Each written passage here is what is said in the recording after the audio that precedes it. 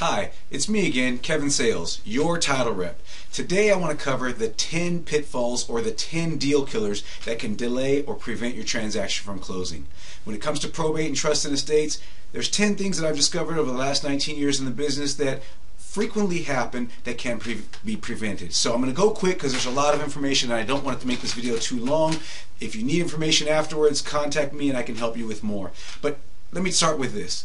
Not checking for liens, personal liens of the decedent. That's a big one. We need the person's personal information, usually we can find that on their death certificate, to check for their liens because they may have tax liens, they may have judgments or things that attach to them personally that also attach to their real estate. So that's number one. Number two is not checking for old liens that may be on the property.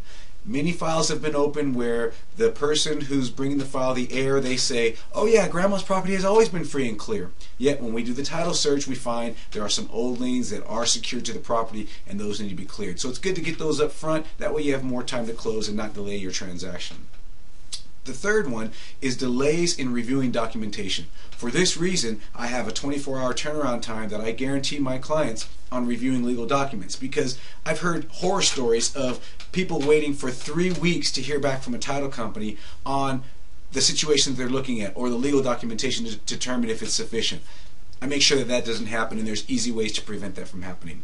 Now numbers 4, 5, and 6, and actually number 7, they're all kind of interrelated, but I'll go over them kind of quickly and summarize.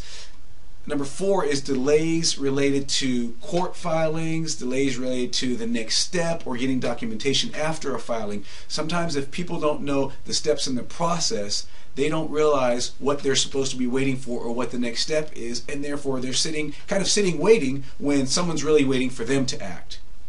Number 5 is escrow officers not being proactive in working with the whole team. Escrows typically have the toughest job in any transaction because they have to deal with everybody. The real estate agents, the title company, the contractor, the inspector, the appraiser. They have to deal with everybody, and it makes it a very difficult job. Your escrow officer, especially on a probate transaction, they oftentimes have to be proactive in resolving matters as they may come up and working with the whole team. Number 7 is the same thing for the title company. The title officer has to be proactive and ready, willing, and able to work with everyone involved in the transaction, because oftentimes probates or trusts and estates can have different issues that need to come up that need to be dealt with, and it's important that your title officer is willing to work with everyone. Number 7 is a title rep that's good at helping with numbers 3, 4, 5, and 6. If you have a title rep that's good at working with all the parties in the transaction, that can speak, lawyers speak to lawyers, and escrow speak to escrow officers, it really helps the scenario because it makes everybody work together a little smoother. It makes all the links in the chain flow together in a much better way, and that's an important piece of the puzzle. Number 8, and this is the last one of those 4 or so that are intertwined, is the unwillingness of the team members, the escrow, the title, the attorney, the heirs, the agents, to work together. This is more common, especially with the heirs and the beneficiaries, because a lot of times the family members are fighting and those sorts of things. So you need people involved in your transaction, escrow, title, agents, etc., that are willing to work together and bridge those gaps and deal with one party who may not want to sell the property or who may not want to work with the rest of the parties involved.